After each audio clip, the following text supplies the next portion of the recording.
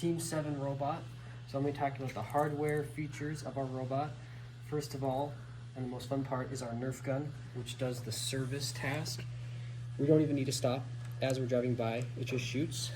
We also have a solenoid actuated ball drop off, which works very, very well for dropping the ball, and a nice wide opening so that way we always collect the ball very well.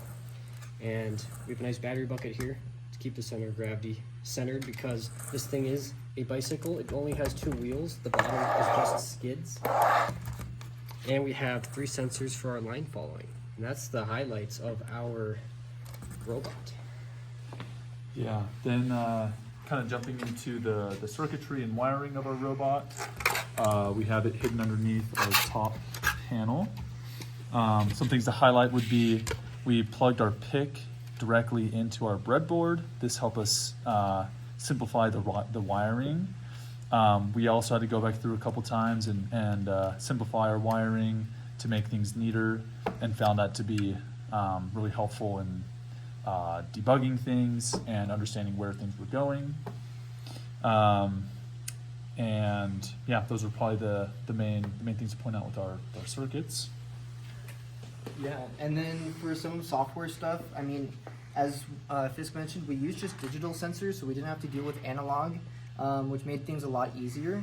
And then other than that, like he said, we have 3 IR sensors in the front for line following, and so that enables us to do a hard turn if we're really far off the line, or a soft turn if we're slightly off, which makes our line following really fast. And then other than that, with software, one thing that we learned as well is when you drive to find a line after doing a task like ball collection, if you drive too far and then turn extra far, you can catch that line no matter what, and then that angle doesn't have to be exactly 90 degrees. And so that was able to help us get back on the line easier after tasks. But yeah, other than that, I used lots of functions in the code, so that way we can do things at more of an abstract level rather than having to directly control PWM signals. Just wrote a couple functions for that kind of stuff and then just call them later, and makes the code a lot more readable.